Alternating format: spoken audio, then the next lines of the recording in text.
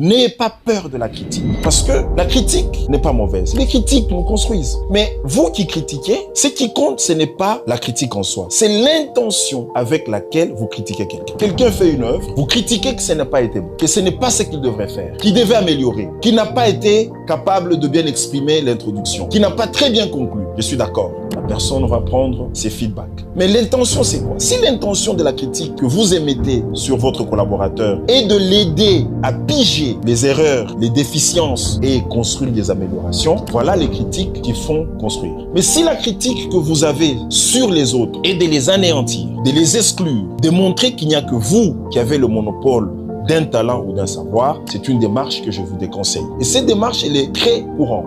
En entreprise, lorsqu'on apprécie le rapport de ton ami, on apprécie le speech de ton ami, tu émets des critiques, pose-toi la question, le sens de ces critiques. Est-ce que c'est pour que mon ami puisse encore mieux faire le prochain rapport?